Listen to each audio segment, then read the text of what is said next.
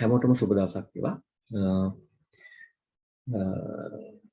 අද අපි පටන් ගන්නේ chemical kinetics වල basics ටිකක් කතා කරන්න යන්නේ. Today I'm going to explain some basic principles of chemical kinetics. Initially I have to say this video is an English medium lesson series. However, as parallel lesson series, I will explain these lessons in English medium. In the same playlist, you will be able to find the English medium lesson series. This is Sinhala medium explanation. Please find out my English medium explanation in the same playlist. Thank you. හරි. එතකොට මම මේක කරගෙන යන්නේ මේ පාඩම අද මම කරන්නේ සිංහලෙන්. English medium කෙනෙක් ඉන්නවා නම් එයාලට මම වෙනමම English medium lesson series එකක් වෙනමම කරනවා. හරි. එතකොට අද දවසේ මම දැන් අර කලින් basic principles of chemistry වලට වීඩියෝ කීපයක් දැම්මා. එතෙන්දී වෙච්ච දේ තමයි වීඩියෝ දිග වැඩි. වීඩියෝ දිග වැඩි වුණාම ටික වෙලාවක් බලද්දි කම්මැලි හිතෙනවා. ඉතින් මම හිතුවා පොඩි කොටස් වශයෙන් parts by parts දැම්මහම ඔයාලට ඕන තැනට ගිහිල්ලා ඒ කියන්නේ දැන් සමහරෙකුට මේ කියන ටික ලේසි වුණොත් එහෙම එයාට මේකේ ඉන්ට්‍රෙස්ට් නැහැ. එතකොට එයා ඊළඟ තැන වෙනකම් බලාගෙන ඉන්න එපා වීඩියෝ එක දිග නම්. ඒ නිසා මම කරන්නේ වීඩියෝ එක පොඩි කොටස් වලට කඩලා නම් වෙනම ඒවට ටයිටල්ස් දාලා දානවා. එතකොට කැමති කෙනෙකුට කැමති තැනට ගිහිල්ලා බලා ගන්න පුළුවන්. හරි. අද මම පටන් ගන්නේ factors affecting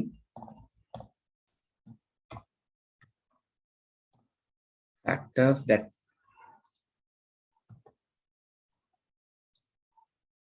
affect or influence affect for the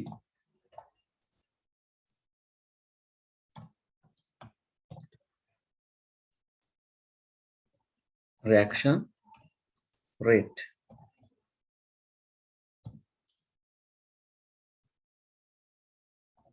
reaction rate එකට බලපාන සාධක ගැන තමයි කතා කරන්න යන්නේ. එතකොට reaction rate එකට බලපාන සාධක මේ යුනිට් එකේ අපි කතා කරන්නේ සාධක හතරක් ගැන දැනට මුලින්ම කතා කරනවා.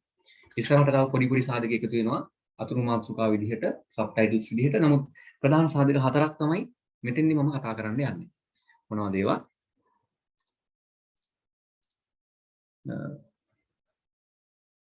සාධක හතරක් අපි කතා කරනවා. පළවෙනි සාධකයේ විදිහට මම කතා කරනවා physical state භෞතික අවස්ථාව. දෙවෙනි විදිහට කතා කරනවා සාන්ද්‍රණය.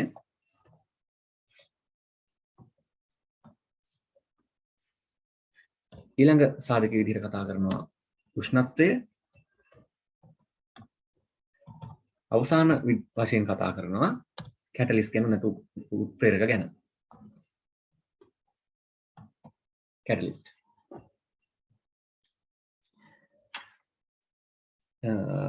ඉතින් මේ පාඩම අන්තිමට කියන්නේ මේ ටික ඉවර කරලා වෙනමම මාතෘකාවකින් වැදගත්ම ඉක්වේෂන් එකක් ආහිනියස් ඉක්වේෂන් එක කොහොමද ඩෙරයිව් කරන්නේ, එයා ලීනියර් ෆෝම් එකට කරවන්නේ කොහොමද, ඒ ගැන එක්ස්ප්ලැනේෂන් එකක් වෙනම වීඩියෝ එක කරනවා. ඉතින් මෙතනදී අපි මේ සාධක හතර කතා කරලා ඉවර කරමු. හරි. එතකොට රියැක්ෂන් රේට් එකට rate of reaction ගැන කතා කරද්දී සාධක හතරක්, ප්‍රධාන සාධක හතරයි මේ සාධක හතර. මුලින්ම අපි බලමු physical state එක.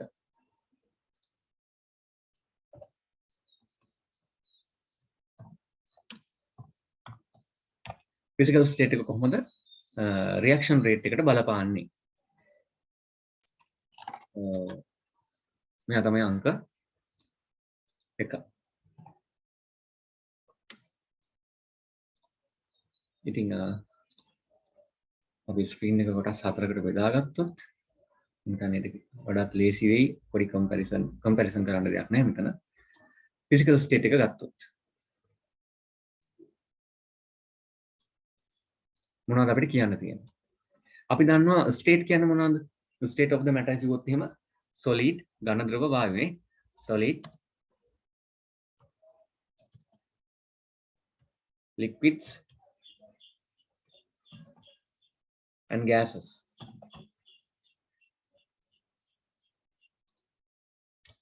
එතකොට ඝන ද්‍රව වායු කියලා අවස්ථා තුනක් තියෙනවා. ඉතින් මේ පාඩමේදී ප්‍රධාන වශයෙන් අපි ફોકસ කරන්නේ මේ තුන්දෙනා ගැන නෙමෙයි. මේ තුන්දෙනාත් වැදගත් තමයි. මෙයාලත් හරි වැදගත් තමයි.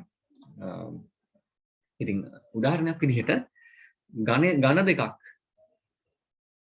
ලෝහ දෙකක් කියලා හිතන්නකෝ. මොන හරි ඝන දෙකක් එකට ලං කරලා තිබ්බයි කියලා සාමාන්‍යයෙන් රියැක්ෂන් එකක් වෙනවාද එහෙම ලේසියෙන්. සාමාන්‍යයෙන් ඒක හරිම ඔයාලා දැකලා තියෙනවද එහෙම රියැක්ෂන් එකක්? ඝන දෙකක් එක ළඟ තිබ්බයි කියලා රියැක්ට් වෙනවා. එහෙම දැකලා නැහැ නේද අපි?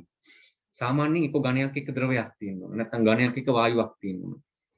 එතකොට ඝන අතර රියැක්ෂන් රේට් එක කොහොමද නොගිනියගේ තරම් කුඩා කියලා තමයි මට හිතෙන්නේ. කියන්නේ එහෙම රියැක්ෂන් ඇති කලාතුරකින් තියෙනවා. නමුත් සාමාන්‍ය පරිසරය ගත්තොත් එහෙම ඝන දෙන්නෙක් අතර රියැක්ෂන් රේට් එක සාමාන්‍යයෙන් ගොඩක්ම අඩු වෙන්න ඕන. හැබැයි ඝනයකුයි ද්‍රවයකුයි ගත්තොත් එහෙම දැන් සෝඩියම් කැලලක් වතුරට දැම්ම කියන්නකො ලොකු ප්‍රබල රියැක්ෂන්ස් වෙනවානේ. එතකොට ඝන අතර තියෙන රියැක්ෂන් වලට වඩා ඝන සහ ලික්විඩ් අතර ද්‍රව අතර රියැක්ෂන් රේට් එක සැලකියුතු ප්‍රමාණයක් තියෙනවා. ඒ වගේම ඝන සහ ගෑස් අතර වායු අතරක් තියෙන්න පුළුවන්. ඉතින් ඒ විදිහට ඒවා වෙනස් වෙනවා. ලික්විඩ් අතර රියැක්ෂන්ස් ගොඩක් ඉක්මනට සිද්ධ වෙනවා. එකම මාධ්‍ය නිසා ගෑස් වලත් රියැක්ෂන් සිද්ධ වෙනවා. ලික්විඩ් සහ ගෑස් අතර ඒවා වෙනවා. නමුත් මේ පාඩමේදී අපි ප්‍රධාන වශයෙන් ફોકસ කරන්නේ ඔය කියන අවස්ථා තුන ගැන නෙමෙයි. ප්‍රධාන සාධක දෙකක් මේ පාඩමේදී කතා කරනවා. එකක් phases. දෙවෙනි එක surface area.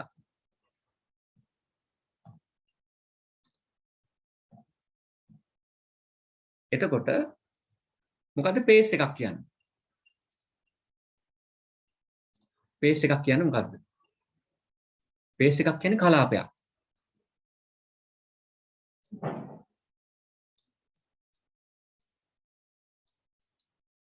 එතකොට surface area කියන්නේ පෘෂ්ඨික වර්ගඵලය අපි දන්නවනේ ඒක.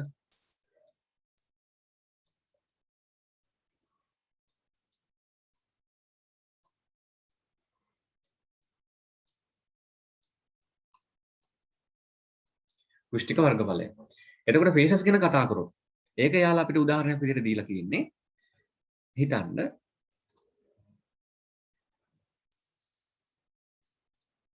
අපිට දීලා තියෙනවා මොකක් හරි බීකරයක්.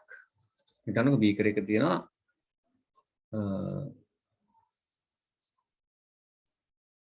ඔයාලා ද්‍රාවණ ගැන ඉගෙනගෙන ඇතිනේ. උසස් පෙළදී එහෙම නේද? ද්‍රාවණ තියෙනවා සමහර ද්‍රාවණ ද්‍රව අවස්ථාවේ තමයි තියෙන්නේ. හැබැයි දෙන්න ද්‍රව අවස්ථාවේ තිබුණාට මොකද මේ ඒ දෙන්න මිශ්‍ර වෙන්නේ නැහැ. අමිශ්‍ර විදිහට තියෙන ද්‍රාවණ තියෙනවා. දැන් මම මෙතනින් එකක් ඇඳලා වෙන් කරනවා.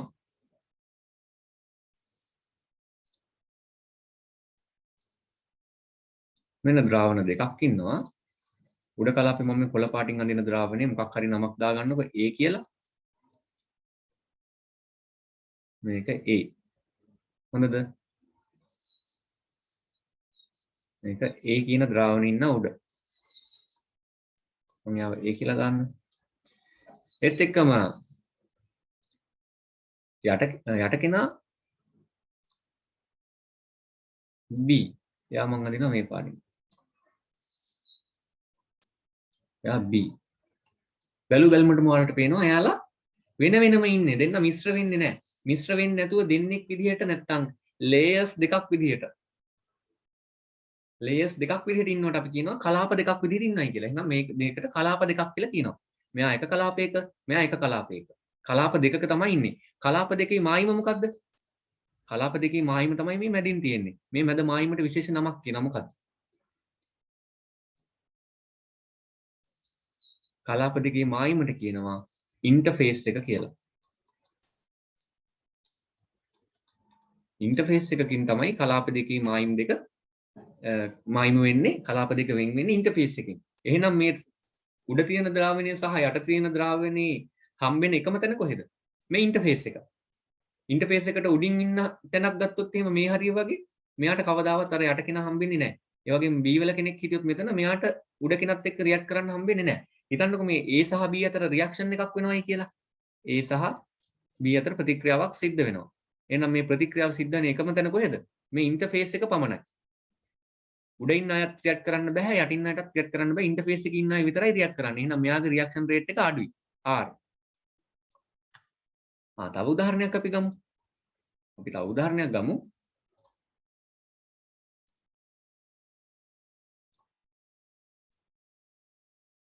තවත් බීකරයක් තියෙනවා.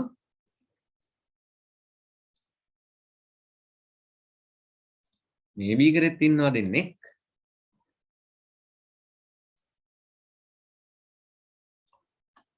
හැබැයි මං එයාලව අඳිනවා එක්කෙනෙක් මේ විදිහට පොඩි ඉරි කෑලි වලින්.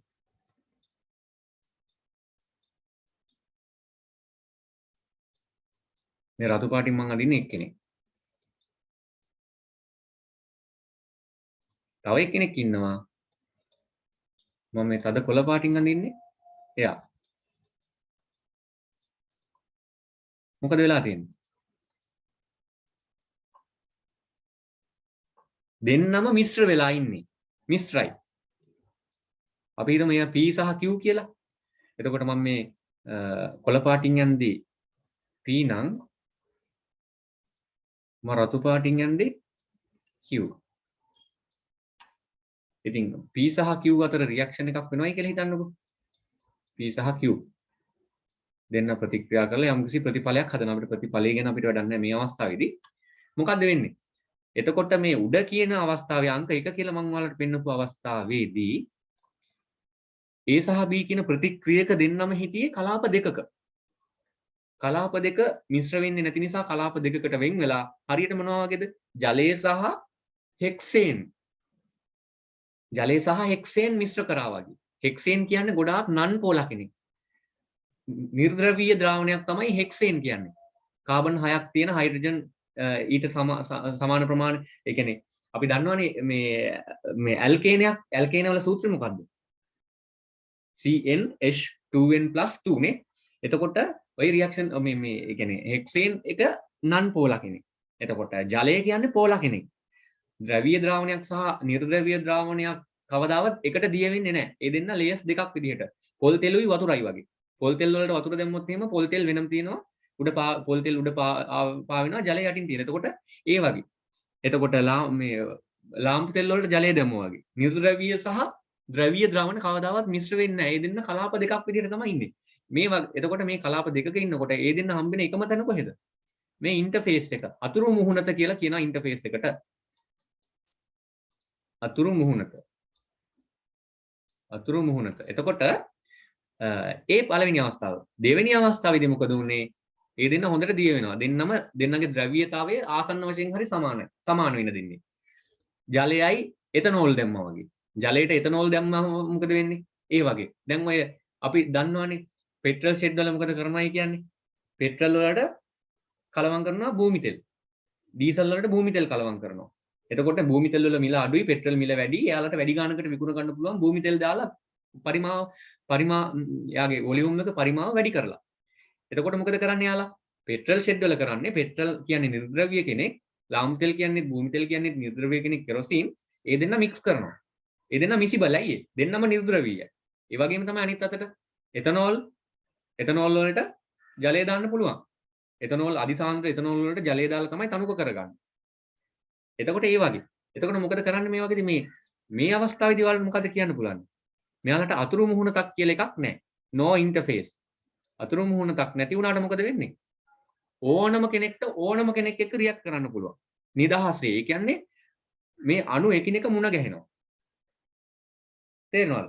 අණු රියැක්ට් කරන ඒ P සහ Q අයට නිදහසේ හම්බෙන්න පුළුවන්. ඕනම තැනකදී අහඹු ලෙස හැමෝම විසිරලා තියෙන හොඳට මිශ්‍ර වෙලා තියෙන්නේ. ඕන විදිහකට රියැක්ට් කරන්න පුළුවන්. ඒ කියන්නේ මොනවද? එතකොට මේගොල්ලෝ අතුරු මේ උඩ අංක එක අවස්ථාවේදී අතුරු මුහුණතේදී පමණයි රියැක්ෂන් කරන්නේ. දෙවෙනි අවස්ථාවේදී හැම තැනදීම රියැක්ෂන් එක වෙනවා. එහෙනම් එයාගේ රියැක්ෂන් රේට් එක R2 නම් පළවෙනි අවස්ථාව R1 දෙවෙනි අවස්ථාව R2. එහෙනම් මේ දෙන්න ගත්තොත් එහෙනම් එයාගේ ප්‍රතික්‍රියා ශීඝ්‍රතාවය කාගේද වැඩි? R2 තමයි වැඩි R1ට වඩා. මොකද්ද මේකේ වලට තියෙන කන්ක්ලූෂන් එක?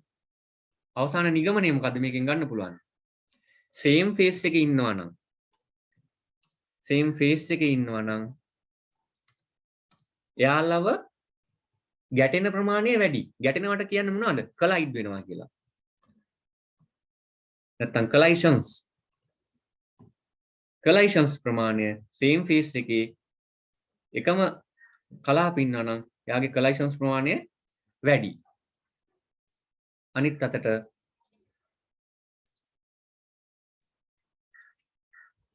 different phases වල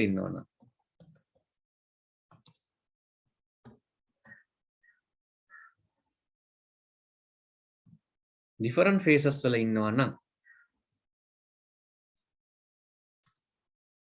එයාගේ collisions එක මොකද වෙන්නේ? limited නේද? collisions limited වෙනවා. ඒ කියන්නේ යාලා අතුරු මුහුණතට පමණක් සීමා වෙනවා. ඒ අවස්ථාවේදී යාලගේ reaction rate එක ඒ කියන්නේ collisions අඩුයි. එතකොට මෙයාගේ reaction rate එක වැඩි. මෙයාගේ reaction rate එක අඩුයි. ওই දෙක තමයි ඔයාලට ගන්න තියෙන්නේ. උදාහරණයක් විදිහට අපිට කියන්න පුළුවන් පොතේ දීලා තින්නේ එහෙමයි. මොකද්ද? ගිනි ගොඩක් ගහ ගන්න ඕන නම් ඔයාලට ගිනි ගොඩක් පත්තු කර ගන්න ඕන නම් ඔන්න ලිපක් තියෙනවා. ඔන්න ලිපේ ගල් තුනක් තියෙනවා. මේ කාලේ ලිප් පාවිච්චි කරන නැති ගොඩක් අය. අපි මුලින්ම මේකට දාන්නේ ලොකු දරද ගින්න පත්තු කර ගන්න ඕනවට දාන්නේ ලොකු දර කෑලිද නැත්නම් පුංචි පුංචි රොඩු කෑලි වගේද? පොඩි පොඩි දර කෑලි නෙමෙයිද දාන්නේ. අපි මුලින්ම දාන්නේ පොඩි පොඩි රොඩු කෑලි දාලා තමයි ගින්දර පත්තු කරගන්නේ. ඊට පස්සේ තමයි ලොකු දර කෑලි දාන්නේ අංක 2ට. මොකද්ද මේකේදී වලට ගන්න තියෙන්නේ?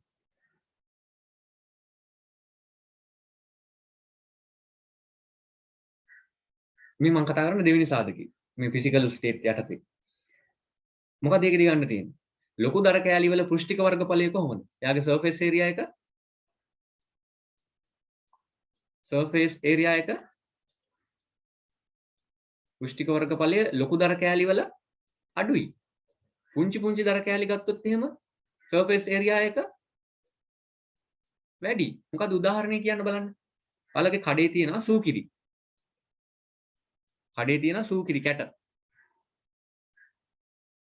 කැට. සූකිරි කැටයක් අරගෙන අපි මේක ක්‍රෂ් කරොත් එහෙම මොකකින් හරි ක්‍රෂ් කරලා දැම්මොත් මෙයා චූටි පාටිකල් වලට කැඩෙනවා. දැන් කාගේද පෘෂ්ඨික වර්ගඵලය වැඩි? කැටවලද කුඩුවලද?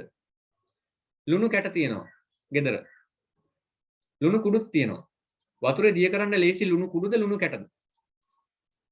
ලුණු කුඩු දැම්ම ගමන් දිය වෙනවා. හැබැයි ලුණු කැට දාලා කලත්තන්න ඕනේ නේ. ඒකත් වැඩි වෙලාවක් යනවා. ඇයි ඒ? එයාගේ පෘෂ්ඨික වර්ගඵලය අඩු නිසා මේක මොකද මේකේ බිත්ති 4ක් තියෙනවා. බිත්ති 4 පෘෂ්ඨික වර්ගඵලය දැන් කියුබ් එකක් කියලා හිතන්නකෝ ඝනකයක්. මේ ඝනකේ මුහුණක් තියෙන කීයක්ද? 6යි. ෆේසස් තියෙන්නේ ෆේසස් 6ක් තියෙනවා. මුහුණත් 6ක් තියෙනවා.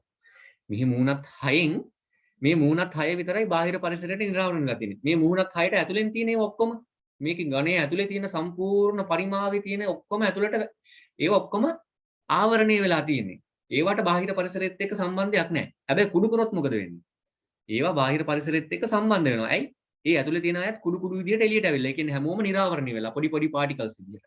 ඒ කියන්නේ ඝන අවස්ථාවේ තියෙනවට වඩා ඝන අවස්ථාවේදී කියන මම මෙතන අදහස් කරන්නේ මේ විශාල ඒ කියන්නේ ලොකු පාටිකල්ස් විදිහට තියෙනවට වඩා පොඩි පාටිකල්ස් විදිහට තියෙන තරමට ඒ කියන්නේ පාටිකල් සයිස් එක ලියන්න පාටිකල් සයිස් එක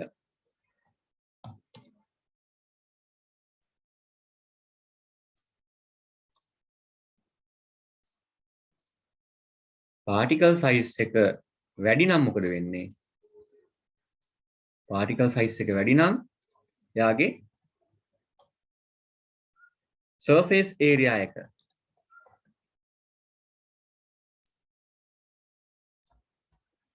පාටිකල් සයිස් වැඩි නම් එයාගේ සර්ෆේස් ඒරියා එක අඩුයි. අනිත් අතට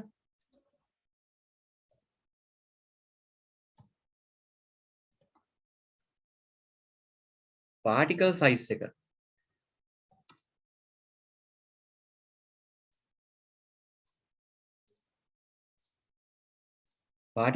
එක අඩුයි කියන්නේ vice versa මොකද surface area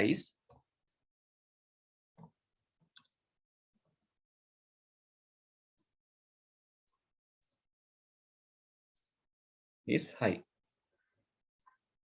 surface area එක වැඩි වුණොත් මොකද වෙන්නේ? ඔයාලා දන්නවා.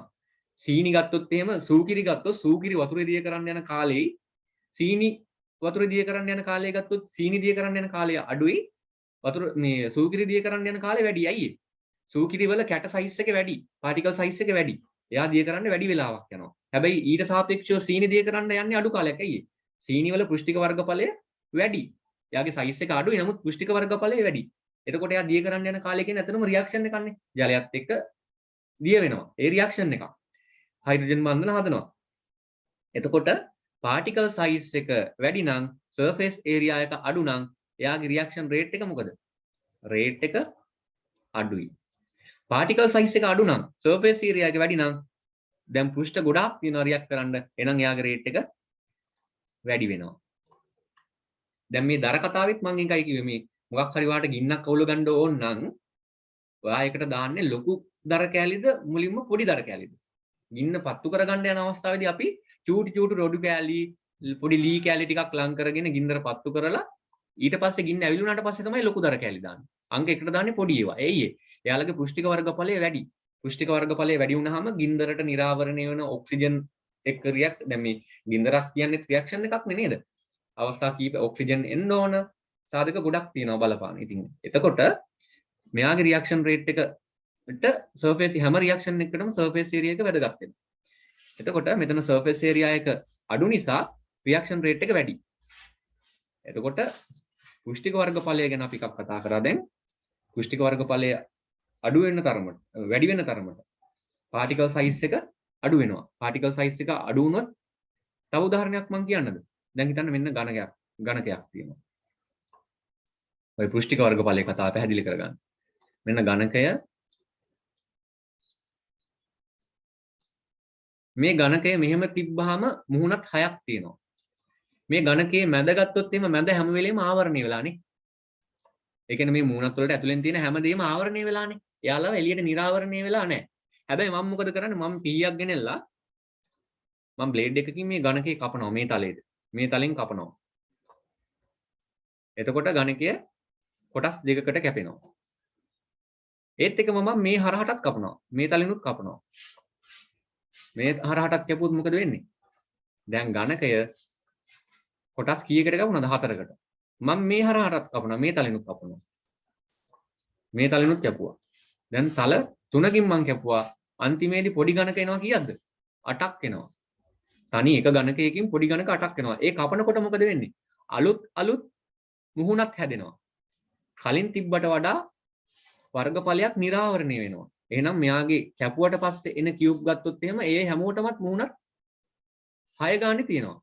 කලින් වැහිලා තිබ්බ මුහුණත් දැන් නිරාවරණය වෙලා තියෙනවා මෙහෙම කැපුවට පස්සේ. ඒ කියන්නේ එයාගේ පෘෂ්ඨික වර්ගඵලය වැඩි වෙලා තියෙනවා. එහෙනම් පාටිකල් සයිස් එක වැඩි නම් පෘෂ්ඨික වර්ගඵලය අඩුයි. පාටිකල් සයිස් එක වැඩි වෙන තරමට ඒරියා එක පෘෂ්ඨික වර්ගඵලය අඩුයි. එතකොට යාට රියැක්ට් කරන්න තියෙන ඒරියා එක අඩු නිසා රියැක්ෂන් රේට් එකත් අඩුයි. හැබැයි සයිස් එක අපි අඩු කරොත් එයාගේ පෘෂ්ඨික වර්ගඵලය වැඩි වෙනවා. පෘෂ්ඨික වර්ගඵලය වැඩි වුණාම රේට් එක රියැක්ෂන් රේට් එක වැඩි වෙනවා. ওই ටික තමයි ඔයාලට එතකොට රියැක්ෂන් රේට් එක යටතේදී ඔලුවට දාගන්න තියෙන්නේ.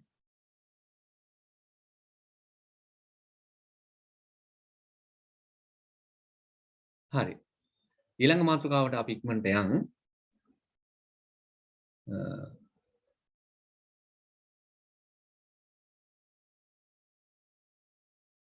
ඊළඟ මාතෘකාව එයාවිලා සාන්ද්‍රණය.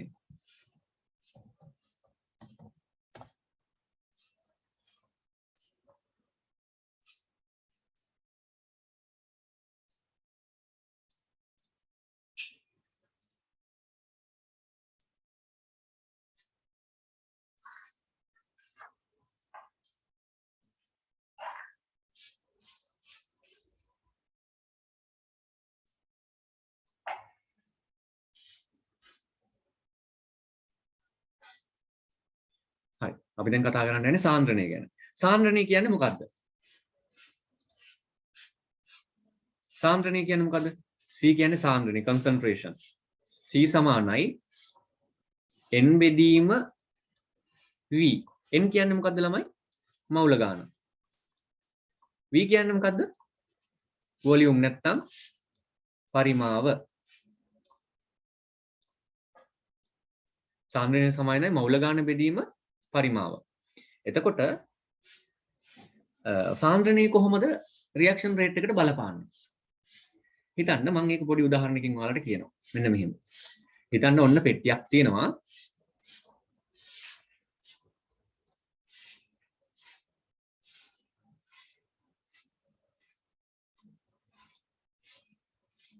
පෙට්ටියක් තියෙනවා.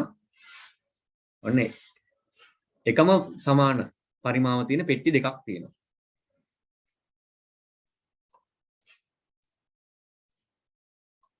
මේ දෙන්නම සමානයි. දෙන්නමගේම වොලියුම් එක හිතන්න. ඔව් දෙන්නගේම වොලියුම් එක මම කියන්නම් v. මෙයත් v මෙයත් v. පරිමාව සමානයි. මේ දෙන්නට දෙන්න සමානයි. හොඳේ. දෙන්නගේම පරිමාව සමානයි. මම එක්කෙනෙකුට දානවා මොනවා හරි හිතන්නකො මොන හරි මේ A කියලා කෙනෙක් ඉන්නවා. A කියලා මොකක් හරි මූලද්‍රව්‍යයක් තියෙනවා. මම එයාගෙන් දානවා 4 දෙනෙක්. පළවෙනි කෙනාට. අර මවුල කතා පොඩ්ඩක් අමතක කරලා මෙයාගේ සාන්ද්‍රණය පොඩ්ඩක් හිතලා බලන්න. හරි මේ මවුල 4ක් කියලා හිතන්නකො. මේ මවුල 4ක් කියලා හිතන්නකො. මවුල 4ක් නම් පළවෙනි කෙනාගේ සාන්ද්‍රණය කොහොමද මම ලියන්නේ? C සමානයි 4 බෙදීම v. හරි. මම මේ v කියන දෙවෙනි කෙනාට මේ පළවෙනි කෙනා මම මේ දෙවෙනි එකට එකම පරිමාව තමයි තියෙන්නේ. මම එයාට දානවා 4 දෙනෙක්. 1 2 3 4යි. 1 2 3 4යි. තව 4 දෙනෙක් දැම්ම ඉන්න 4 දෙනාට අමතරව. දැන් එතකොට 8 දෙනෙක් ඉන්නවා. මෙයාගේ පරිමාව මේ සාන්ද්‍රණය කීයද මම දාන්නේ? C සමානයි C2 සමානයි C2 දැම්මේ මේ දෙවෙනි අවස්ථාව. 8 බෙදීම v. එකම පරිමාවනේ. පරිමාවත් සමානයි. හැබැයි දාලා තියෙන කට්ටිය ප්‍රමාණය වැඩි. මෙයාගේ 8 දෙනෙක් ඉන්නවා. එහෙනම් කාගේද සාන්ද්‍රණය වැඩි? සාන්ද්‍රණය වැඩි දෙවෙනි කෙනාගේ. ඇයි ඒ? එයාගේ ඉන්න කට්ටිය number of participants ගන්න. නැත්නම් number of molecules නැත්නම් number of atoms නැත්නම් number of reactants කවුරු හරි ප්‍රතික්‍රියක හෝ අණු හෝ අයන හෝ පරමාණු කවුරු හරි කමන්නේ මේ ඉන්න අය වැඩි පළවෙනි අවස්ථාවට වඩා. ඉන්න අය වැඩි නම් ඒ අය වැඩි නිසා එයාගේ සාන්ද්‍රණයත් වැඩි වෙනවා. හැබැයි පරිමාව මේ දෙකේම නියතයි. එහෙනම් මොකක් හරි ප්‍රතික්‍රියාවක් ගත්තොත් එහෙම ප්‍රතික්‍රියාවක ඉන්න ප්‍රතික්‍රියක අණු ප්‍රමාණය වැඩි කරනකොට පරිමාව ලොකුවට වැඩි කරන්නේ නැතුව එයාගේ සාන්ද්‍රණය එන්න වැඩි වෙනවා. සාන්ද්‍රණය වැඩි වුණාම මොකක්ද ඔයාලට හිතන්න පුළුවන්? මේ රූප සටහන බලලා හිතන්න කොහොමද මේක ප්‍රතික්‍රියා ශීඝ්‍රතාවයට බලපාන්නේ කියලා?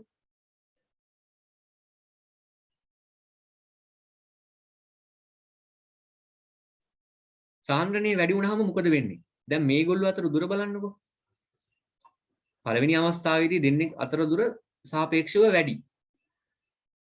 හැබැයි දැන් මේ අවස්ථාවේදී දැන් මේක මම මෙහෙම හතර දෙනා ටිකක් පිළිවෙලට වගේ යන්නට මෙයාලගේ අතර දුර උපරිම තියාගෙනනේ ඈත් වෙලා ඉන්නේ. එතකොට මෙයාලා කොහොමද ඉන්නව ඇත්තේ? ආම්බුලන්ස් විසිරලා ඉන්නවා.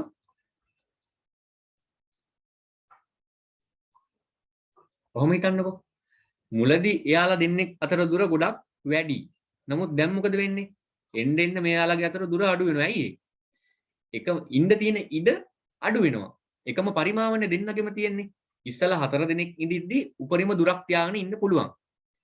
හැබැයි දැන් 8 දෙනෙක් ඉන්නකොට හිතන්න ඔයාලගේ ගෙදර ඔයාලගේ කාමරේ. දැන් ඔයා විතරයි ඉන්නේ. ඕකට තව කෙනෙක් එනවා. දිගටම ඉන්න. එතකොට ඔයාට ඇවිදින්න තියෙන ඉඩ මොකද වෙන්නේ? අඩු වෙනවා. අයි තමන්ට self distance එකක් තියාගන්න ඕනේ. තමන්ටම වෙන් කරගත්තු කලාපයක් තමන් ඇති කරගන්න. දැන් ඔයාගේ කාමරේට තව දෙන්නෙක් එනවා. 4 දෙනෙක් එනවා. එතකොට මොකද වෙන්නේ? ඔයාට ඉන්න තියෙන ප්‍රමාණය තව සීමා වෙනවා.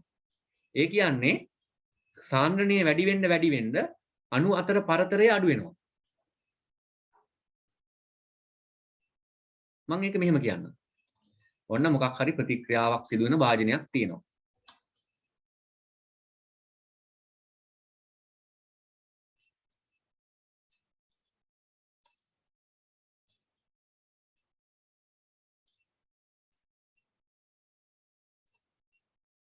භාජනයක් තියෙනවා. ඔන්න යාගේ මේ භාජනයම මෙතන ඉන්නවා. මම අවස්ථා දෙකකට කඩලා මේක කියලා දෙන්න ඔයාලට. හිතන්න මේ පළවෙනි අවස්ථාව ගන්නකො. පළවෙනි අවස්ථාවේදී මම කියන්නේ ටික දෙනා ඉන්නේ. බොහොම සුළු පිරිසක් ඉන්නවා. ඒ සුළු පිරිසෙන් මෙන්න එක ප්‍රතික්‍රියකයා මෙන්න අනික් ප්‍රතික්‍රියකය. ඔන්න ප්‍රතික්‍රියක දෙන්නෙක් ඉන්නවා. පළවෙනි අවස්ථාවේදී මොකද? එයාලගේ සාන්ද්‍රණය අඩුයි. සාන්ද්‍රණය අඩු වුණාම ඒ දෙන්න අතර දුර මොකද වෙන්නේ? මෙතෙන්දී වැදගත් නමක් එනවා. රියැක්ෂන් එකක මේ ප්‍රතික්‍රියාව සිද්ධ වෙන්න නම් මොකද වෙන්න ඕන? මේ දෙන්න ගැටෙන්න ඕන එකිනෙකාගේනේ. එකිනෙකාගේ ගැටුණාමනේ ප්‍රතික්‍රියාව සම්පූර්ණ වෙන්නේ. මේ දෙන්න ගැටෙන්න නම් මේ දෙන්න ලං වෙන්න ඕන. ලං වෙන්න නම් මේ මැද තියෙන දුර ගෙවාගෙන ලං වෙන්න එපයි. මේ මැද තියෙන දුර ගෙවාගෙන මේ දෙන්න එන්න එපයි ළඟට. මෙන්න මේ දුරට විශේෂ නමක් වෙනවා. මොකද්ද? මොකක්ද? collision free path. මම ඒක ටයිප් කරොත් හොඳයි කියලා හිතනවා ලියනවට වඩා.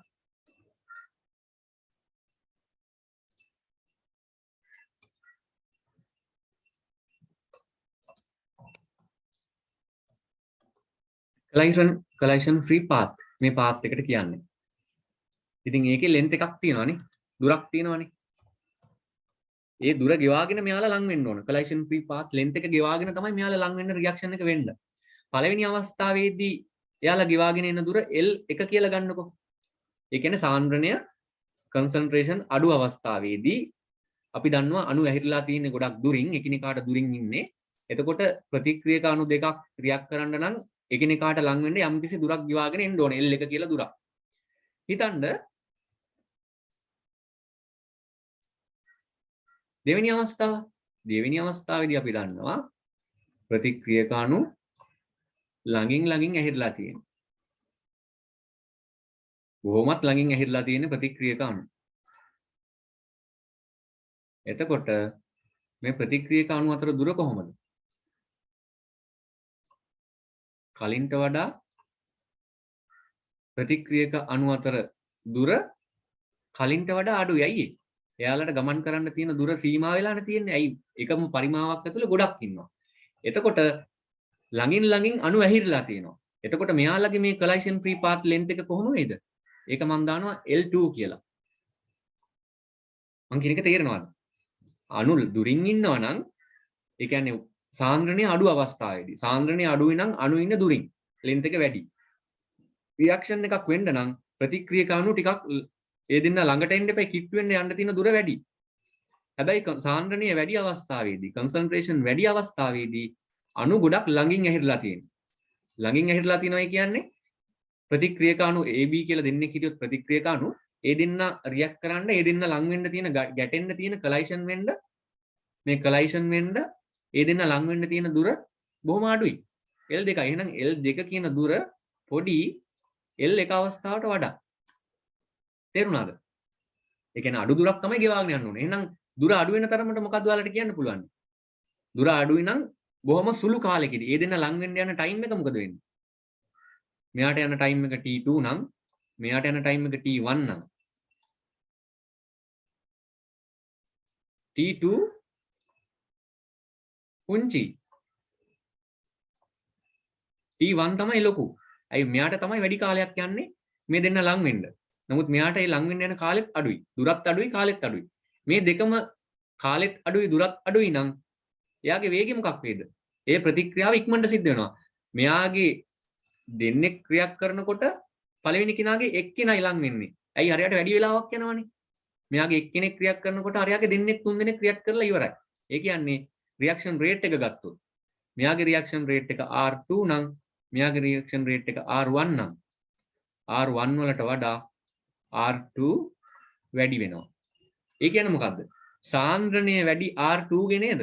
R2 ගේ තමයි වැඩි පිරිසක් හිටියේ. R2 ගේ සාන්ද්‍රණය වැඩි, R1 ගේ සාන්ද්‍රණය අඩුයි. එහෙනම් සාන්ද්‍රණය වැඩි කෙනාගේ රියැක්ෂන් රේට් එක වැඩි වෙනවා. අපි A level වලදී ඔක ඉගෙනගෙන තියෙනවා. ඔයාලට තේරෙනවා නේද? සාන්ද්‍රණය වැඩි නම් රියැක්ෂන් රේට් එක වැඩි කියන එක මතක තියාගන්න. එහෙනම් මම ඒක පොඩි කන්ක්ලූෂන් එකක් විදිහට මෙතන ලියනවා R රේට් එක වැඩි concentration. ඒ කියන්නේ මම මේක අඳින්න යන්නේ මේකයි. සාන්ද්‍රණය වැඩි නම් රේට් එක වැඩි. ඒ වගේම අනිත් කන්ක්ලූෂන් එක මොකද්ද?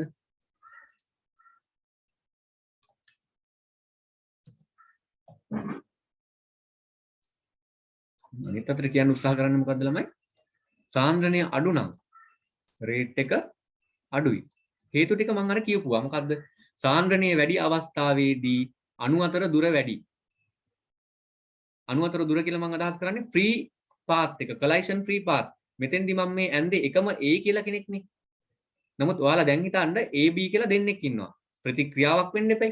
AB කියලා දෙන්නෙක් ඉන්නවා. ඒ දෙන්න අතර රියැක්ට් කරන්න තියෙන මේ මෙන්න මේ දෙවෙනි රූප සටහන යනවා වගේ ඒ දෙන්න අතර දුර වැඩි.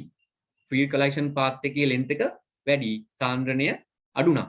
සාන්ද්‍රණය වැඩි අවස්ථාවේදී නම් මේ දෙවෙනි අවස්ථාවේදී වගේ ඒගොල්ලෝ අතර දුර අඩුයි ටිකක් ඉඩ සීමාකාරී වෙලා තියෙන එකම පරිමාවක් ඇතුලේ අණු ප්‍රමාණය වැඩි වෙලා. එතකොට යාලා එකට එකකට මුණ ගැහෙන අවස්ථාව chance එක වැඩි. එතකොට කොලයිඩ් වෙනවා ඝට්ටන ප්‍රමාණය වැඩි.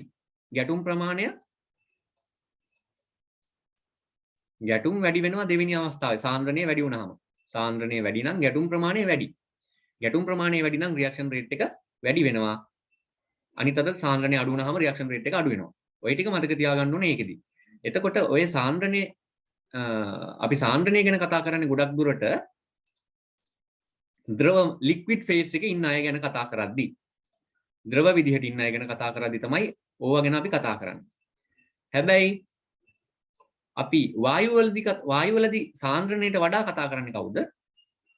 වායුවලදී අපි සාන්ද්‍රණයට වඩා මුල් තැන දෙන්නේ කාටද? පීඩනයට. එහෙනම් තව වැදගත් වෙනක් මම කියනවා ඔයාලට මෙතෙන්දී ගෑසස් නම් එයාලගේ අපි කතා කරන්නේ පීඩනය. ප්‍රෙෂර් එක. එතකොට ඒකෙත් සාන්ද්‍රණය වගේම තමයි පීඩනය වැඩි නම් ප්‍රතික්‍රියා ශීඝ්‍රතාවය වැඩි වෙනවා. පීඩනය අඩු නම් ප්‍රතික්‍රියා ශීඝ්‍රතාවය අඩු වෙනවා. එතකොට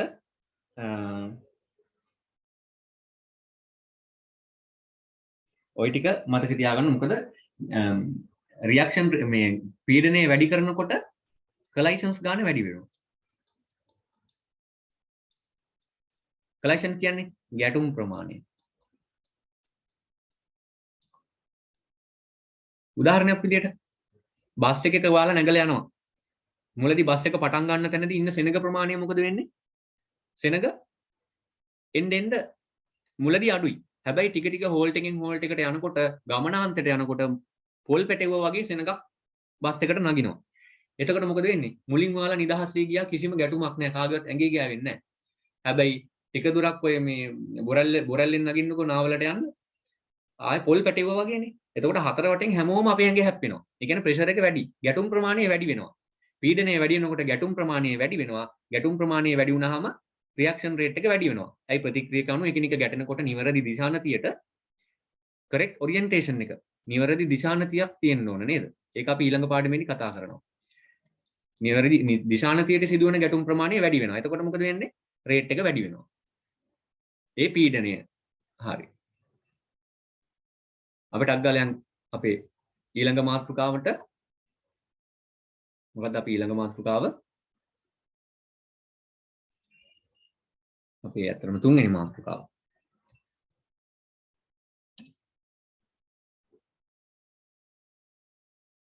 අපි මුලින්ම කතා කරා මොකද්ද? ෆිසිකල් ස්ටේට් එක. ඊට පස්සේ සාන්ද්‍රණය කතා කරා. සාන්ද්‍රණය ගැන කතා කරේ තව කතා කරලා ඉවර කරන්න බැරි වෙච්ච තැනක් තියෙනවා. මොකක්ද? ඊළඟ මාතෘකාව මම ලියලා ඉන්නම්කො ටෙම්පරේචර්. උෂ්ණත්වය.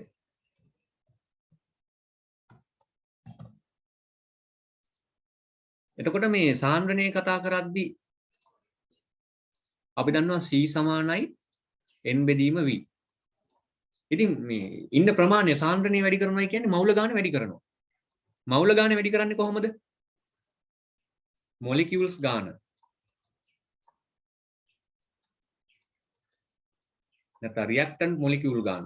ප්‍රතික්‍රියක ප්‍රමාණයනේ. ප්‍රතික්‍රියක වල මොලිකියුල්ස් ප්‍රමාණය වැඩි කරනවා. මවුල ගාන වැඩි කරනවා කියන්නේ. මේ මවුල ගානයි මොලිකියුල්ස් ප්‍රමාණයයි අතර number of reactants අතර සම්බන්ධය මොකද්ද? අපි දන්නවා C සමානයි n බෙදීම v. මවුල ගාන සමානයි මොකද්ද? මවුල ගානට එක සමීකරණයක් තියෙනවා. එයාගේ ස්කන්ධයේ බෙදීම සාපේක්ෂ අණුක නැත්තම් පරමාණුක ස්කන්ධය. මේක නෙමෙයි අපිට වැදගත් වෙන්නේ. අපිට ඕන number of reactants n සහ simple n අතර සම්බන්ධය. කොහොමද simple n මේ දෙක සම්බන්ධ කරන්නේ? අණු නැත්තම් පරමාණු ගාන ප්‍රතික්‍රියක අණු පරමාණු ගාන සමානයි මවුල ගාන වැඩි කිරීම ඇවගඩ්‍රෝ සංඛ්‍යාව.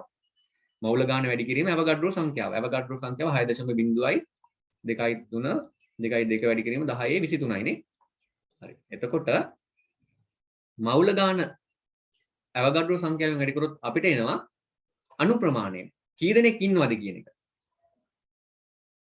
එතකොට මේ අපි දාන අණු ප්‍රමාණය වැඩි වෙන තරමට පරමාණු ප්‍රමාණය නැත්නම් රියැක්ටන්ස් ගාන වැඩි වෙන තරමට මවුල ගාන වැඩි වෙනවා.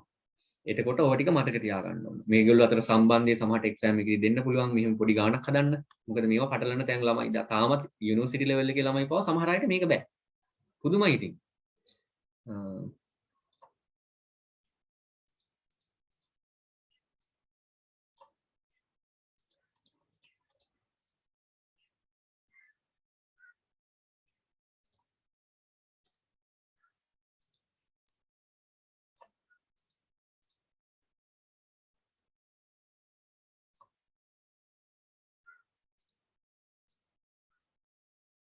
හරි. අපි ළඟ උෂ්ණත්වයට යනවා. උෂ්ණත්වයේදී මොකද්ද ඔයාලට කතා කරන්න තියෙන්නේ අපිට? උෂ්ණත්වය වැඩි වුණාම මොකද වෙන්නේ? උෂ්ණත්වය වැඩි වුණාම මොකද වෙන්නේ? උෂ්ණත්වය අඩු වුණාම මොකද වෙන්නේ?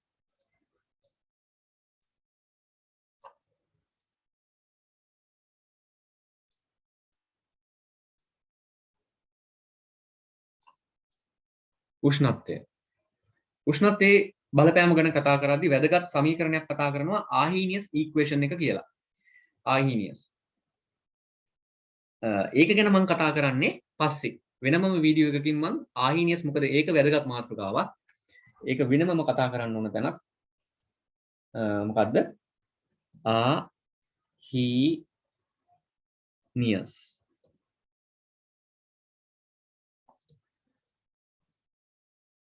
මේ උෂ්ණත්වයේ බලපෑම ප්‍රූව් කරන්න හදපු ඉක්වේෂන් එකක් ආහීනියස් විසින්.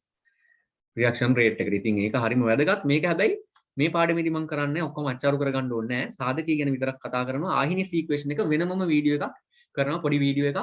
මොකද ඒක එක්සෑම් එකට එන තැන.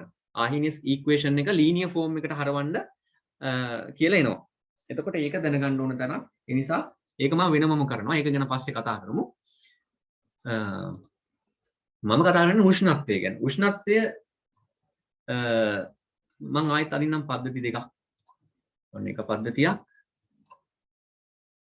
ඔන්න ඉන්නවා යාම දෙවෙනි අවස්ථාවේදී. A1 2. හරි. පළවෙනි අවස්ථාව දෙවෙනි අවස්ථාව. මොකද්ද වෙන්නේ? මෙයාගේ උෂ්ණත්වය T කියලා ගමුකෝ. මං හිතන්නම් යාව උෂ්ණත්වය යාගේ 30යි කියලා.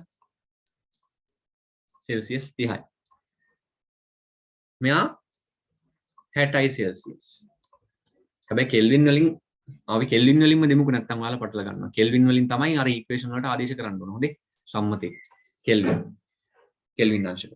හරි. කෙල්වින් 30ක කෙනෙක් ඉන්නවා අනිත් එකන කෙල්වින් 60ක කෙනෙක් ඉන්නවා. එතකොට මොකද්ද මේ උෂ්ණත්වය වැඩි වෙනකොට වෙන්නේ? පළවෙනි එක්කෙනාගේ උෂ්ණත්වය අඩුයි. අපිට පේනවනේ 30යිනේ. මෙන්න යාගේ මොනාර ප්‍රතික්‍රියක ඉන්නවා. මෙයාගේ ඉන්නවා. මොනවද මේ උෂ්ණත්වය මත තීරණය වෙන්න දේවල්?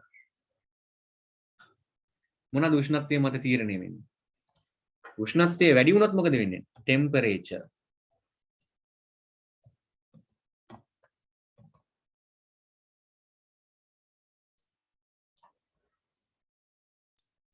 උෂ්ණත්වය වැඩි වුණොත් මොනවා වෙයිද? වැඩි කරොත් පොඩ්ඩක් හිතලා බලන්න. අපි මොකක් හරි එකක උෂ්ණත්වය වැඩි කරනවා. එතකොට මොනවාද වෙන්නේ? ඒකේ reactants molecule වලට ප්‍රතික්‍රියක අණු වලට මොකක්ද වෙන්නේ? ප්‍රතික්‍රියක අණු වල ශක්තිය වැඩි වෙනවා නේද? ප්‍රතික්‍රියක අණු වල energy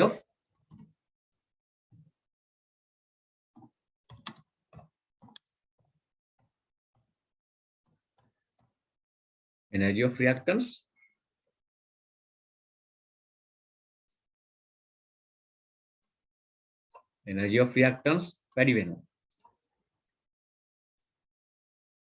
ඉතින් මේවා වායුනේ. වායු ගැන කතා කරොත් ද්‍රවවලත් එහෙමයි. ඉතින් අපි දන්නවනේ සංවහන ධාරා වගේ අර මේ වතුර රත් කරනකොට එහෙම අර ධාරා සංවහන මතකද ඒක?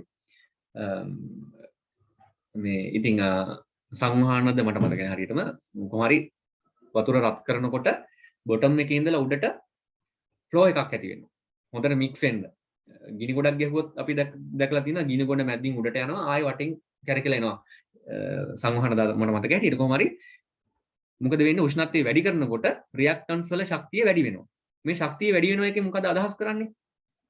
ඇත්තටම මෙයාලා ගමන් කරන වේගය පවා වැඩි වෙනවා.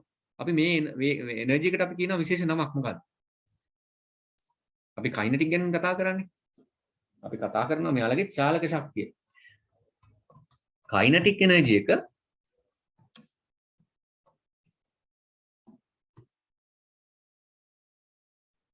මේ රත් කරනකොට මෙයාලගේ කයිනටික් එනර්ජි එකත් වැඩි වෙනවා. මොකක් වුණාද මේ උෂ්ණත්වය වැඩි කරනවා. එතකොට රියැක්ටන්ස් වල එනර්ජි වැඩි වෙනවා. ඒ කියන්නේ කයිනටික් එනර්ජි වැඩි වෙනවා. කයිනටික් එනර්ජි වැඩි වුණාම මොකද වෙන්නේ? පොඩ්ඩක් හිතලා බලන්න. කයිනටික් එනර්ජි වැඩි වුණාම සක්‍රියන ශක්තියට ළඟා වෙන අණු ප්‍රමාණය වැඩි වෙනවා.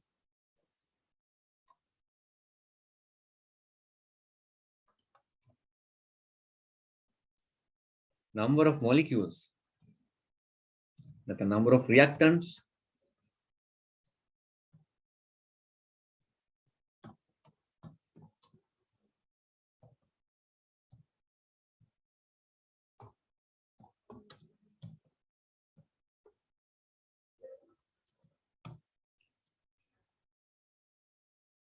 activation energy නේද? සක්‍රියන ශක්තියට කියන්නේ. මේ සම්බන්ධ ටිකේ පොඩි ෂෝට් නෝට් එකක් ගන්න. number of reactants which reach to activation energy. මේ සක්‍රියන ශක්තියට ළඟා වෙන අණු ප්‍රමාණය නැත්නම් ප්‍රතික්‍රියක ප්‍රමාණය වැඩි වෙනවා මේ චාලක කයිනටික් එනර්ජි වැඩි වීම නිසා. චාලක ශක්තිය වැඩි වුණාම මොකද්ද උනේ? ආය පිළිවෙලට උෂ්ණත්වය වැඩි කරනවා. උෂ්ණත්වය වැඩි වෙනකොට රියැක්ටන්ස් වල ශක්තිය වැඩි වෙනවා. මේ ශක්තිය කියලා අදහස් කරන්නේ චාලක ශක්තිය, කයිනටික් එනර්ජි එක. කයිනටික් එනර්ජි චාලක ශක්තිය වැඩි වෙච්ච ගමන් සක්‍රියන ශක්තියට ළඟා වෙන රියැක්ටන්ට් අණු ප්‍රමාණය වැඩි. කලින් ගියාට වඩා වැඩි ප්‍රමාණයක් දැන් සක්‍රියන ශක්තියට යනවා. මොකද්ද මේ සක්‍රියන ශක්තිය කියන්නේ? මොකද්ද සක්‍රියන ශක්තිය කියන්නේ? ඔන්න අපි ශක්තියත් එක්ක ශක්තිය සටහනක් අඳිනවා. ශක්ති සටහනක් අඳිනවා මම ප්‍රතික්‍රියාවක ඔන්න ප්‍රතික්‍රියක තියෙනවා. ප්‍රතික්‍රියක වලින් ප්‍රතිඵල හැදෙනවා. මේ ප්‍රතිඵල මේ products මේ reactants සහ මේ උඩ টොප් එකට මොකද්ද කියන්නේ? මේ පීක් එකක් නේ තියෙන්නේ කඳු මුදුනක් වගේ. ඕනම ශක්ති සටහනක මේ එනර්ජි ඩයග්‍රෑම් එකක් නේ. මේ රියැක්ෂන් කෝඩිනේෂන් මේ ශක්ති සටහනක මේ වගේ එකක උඩට මෙහෙම පීක් එකක් ආවොත් මේ පීක් එකට හැම වෙලෙම කියන නම තමයි transition state.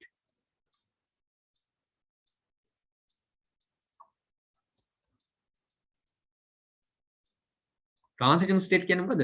සංක්‍රමණ අවස්ථාව. සංක්‍රාමී නැත්නම් සංක්‍රමණ අවස්ථාවක්. මොකද සංක්‍රමණ කියන එකෙන් අදහස් කරන්නේ? reactants වල තිබ්බ සමහර බන්ධන reactants වල තිබ්බ සමහර බන්ධන බිඳෙමින් පවතින අවස්ථාවක්. සමහර ඒවා කැඩෙන ගමන් ඉන්නේ. බිඳෙමින් පවතිනවා. continuous tense. බිඳෙමින් පවතින අවස්ථාවක්. breaking මේ වෙලාවේ බන්ධන කැඩෙමින් පවතිනවා. ඒත් එක්කම සමහර බන්ධන ඇති වෙමින් පවතිනවා. සමහර ඒවා ෆෝම් වෙමින් පවතිනවා. සමහර බන්ධන කැඩෙනවා, සමහර බන්ධන ඇති වෙමින් මේ ඒ කියන්නේ ඒක තමයි සංක්‍රමණ අවස්ථාවක් කියන්නේ. එලවටත් නැහැ, මලවටත් නැහැ. වලපයයි ගොඩපයයි කියන ඒ වගේ. සංක්‍රමණ අවස්ථාවක්. රියැක්ටන්ස් වල තිබ්බ සමහර බන්ධන කැඩිලා, සමහර බන්ධන ඇති වෙලා ප්‍රොඩක්ට්ස් හදලා දෙනවා. ඒක තමයි ඒකෙන් ගන්න තියෙන දේ. ඉතින් මේ සංක්‍රමණ අවස්ථාව සහ ප්‍රතික්‍රියක අතර එනර්ජි ගැප් එකට තමයි අපි කියන්නේ සක්‍රියන ශක්තිය.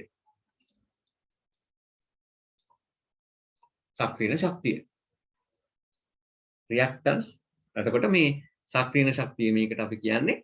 එතකොට අපි මේ උෂ්ණත්වය වැඩි කරපුවාම කයිනටික් එනර්ජි වැඩි වුණාම සක්‍රියන ශක්තිය මේ මට්ටමට ළඟා වෙන ප්‍රතික්‍රියක ප්‍රමාණය වැඩි වෙනවා. ප්‍රතික්‍රියක වැඩි ප්‍රමාණයක් සක්‍රියන ශක්තියට ළඟා වෙනවා කියන්නේ මොකද්ද? මෙතෙන්ද ගියා කියන්නේ අනිත් අතට ගෙලින්ම ප්‍රතිඵලවල තමයි යා ගලාගෙන යන්නේ. එහෙනම් සක්‍රියන ශක්තිය වැඩි වෙනවායි කියන්නේ සක්‍රියන ශක්තියට ළඟා වෙන අණු ප්‍රමාණය නැත්නම් ප්‍රතික්‍රියක ප්‍රමාණය වැඩි වෙනවායි කියන්නේ ප්‍රතික්‍රියා වේගය මොකද වෙන්නේ? රියැක්ෂන් රේට් එක වැඩි වෙනවා. ඒ උෂ්ණත්වය වැඩි අවස්ථාවේදී. උෂ්ණත්වය අඩු වෙනකොට මොකද වෙන්නේ? ඕකේ අනිත් පැත්ත. උෂ්ණත්වය අඩු වුණොත් එimhe රියැක්ටන්ස් වල ශක්තිය අඩු වෙනවා. ඒ කියන්නේ චාලක ශක්තිය අඩු වෙනවා. චාලක ශක්තිය අඩු වෙනවා කියන්නේ සක්‍රියන ශක්තියට ළඟා වෙන අණු ප්‍රමාණය අඩු වෙනවා. ඒ කියන්නේ රියැක්ෂන් රේට් එක අඩු වෙනවා. දෙපැත්ත මතක තියාගන්න. හරි. එතකොට ආහිනී සීක්වෙෂන් එකෙන් ඔය ගැන පෙන්නනවා. මම ඒක වෙනමම වීඩියෝ එක කරනවා. බය වෙන්න එපා.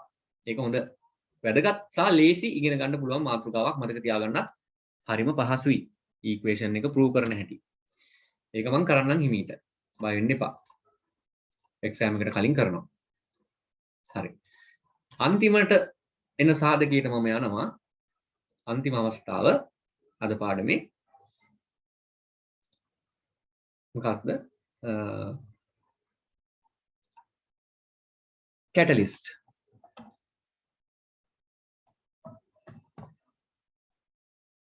නැත්නම් උත්ප්‍රේරක.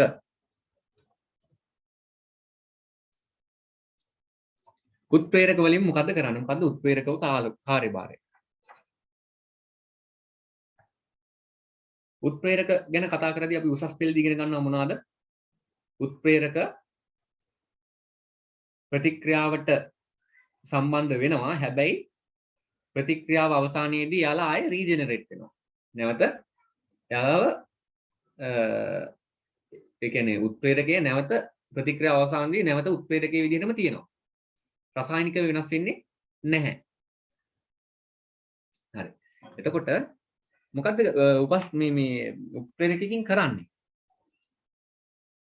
දැන් ඉස්සලා රූප සටහනේ මම මෙතන යටින් ඇඳලා තියෙන ඔයාලට මේ සංක්‍රමණ අවස්ථාවට මේ ටික මම ඇඳ මම මේ ටික ටිකක් ක්ලීන් කරගන්නම්.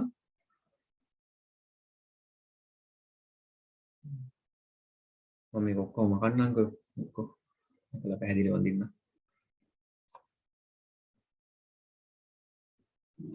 ඔන්න ඉන්නවා අපේ ප්‍රතික්‍රියක. මෙන්න ඉන්නවා ප්‍රතිඵල. ප්‍රතිඵල මෙතන ඉන්නත් පුළුවන් නැත්නම් මෙතන ඉන්නත් පුළුවන්. මොකද ඒකින් මම අදහස් කරේ ළමයි. ওই තැන් දෙකේම ඉන්න පුළුවන් කියලා. හිතන්නකෝ මෙන්න මේම ප්‍රතික්‍රියක වලින් ප්‍රතිඵල හදන්න මොනවා කරන්නත් යන්න එයා සංක්‍රමණව මේක හරියන්නේ.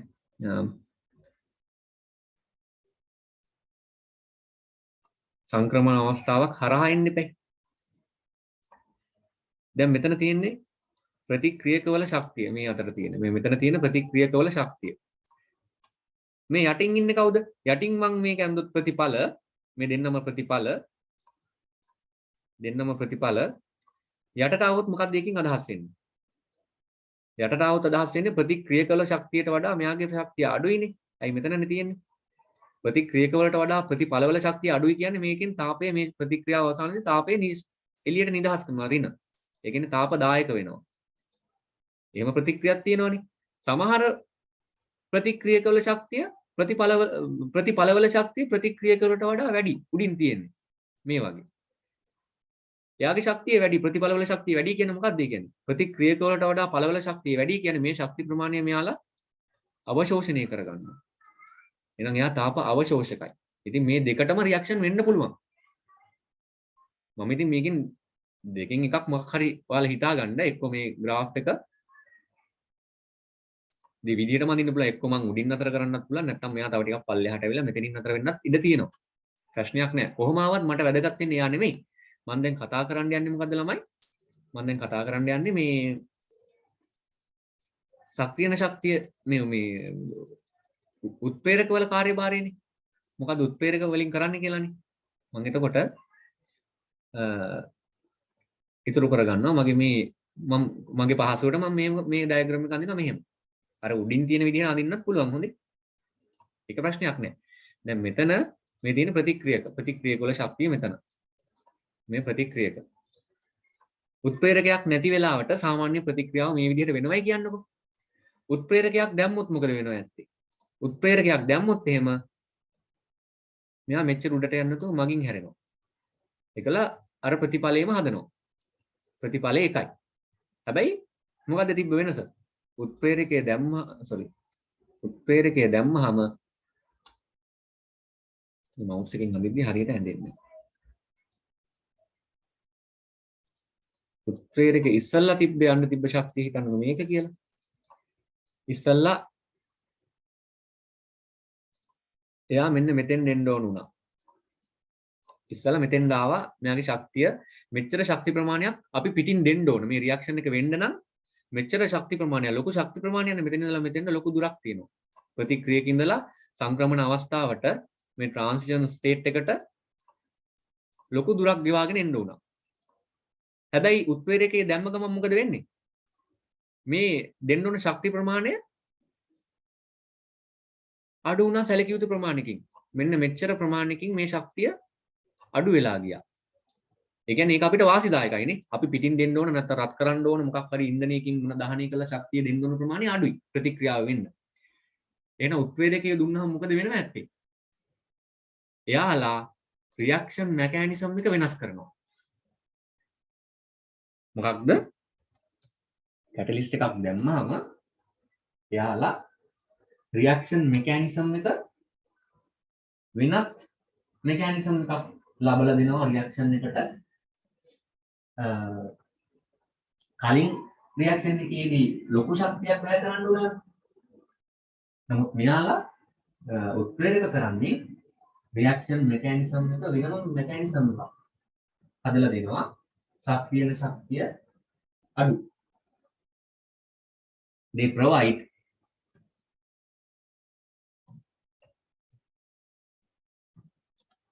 different reaction mechanism. प्रतिक्रिया यांत्रणय provide different reaction mechanism to the reaction. Reaction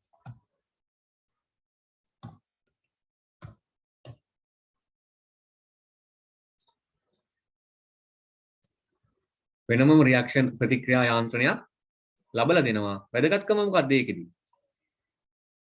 මොකක්ද ඒ ප්‍රතික්‍රියා යාන්ත්‍රණයේ වැදගත්කම? ඒ ප්‍රතික්‍රියා යාන්ත්‍රණයේ වැදගත්කම තමයි එයාගේ ඇක්ටිවේෂන් එනර්ජි එක. සක්‍රියන ශක්තිය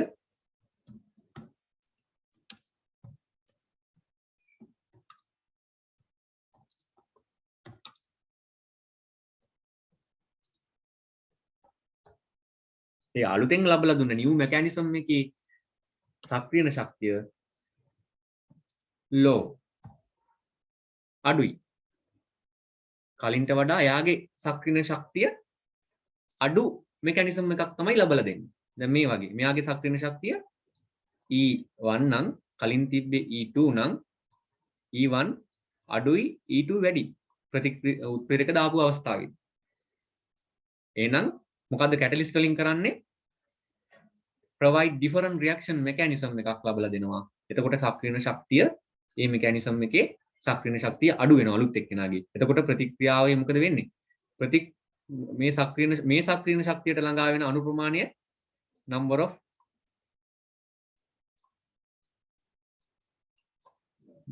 of reactants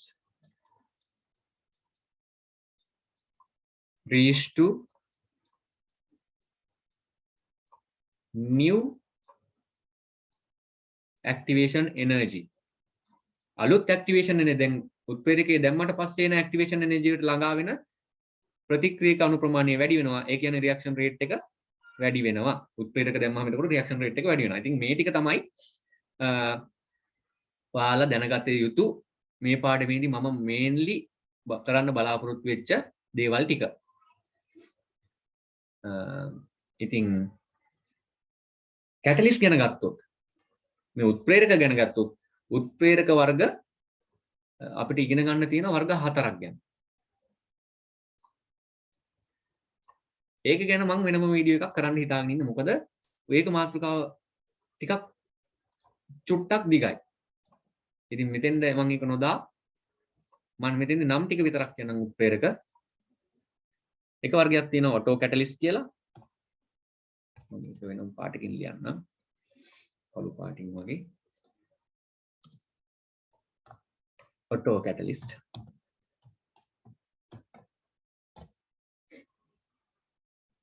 ඊට අමතරව heterogeneous.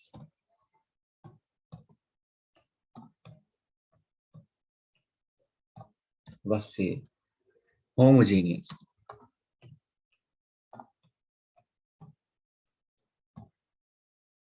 අන්තිමේදී biocatalyst.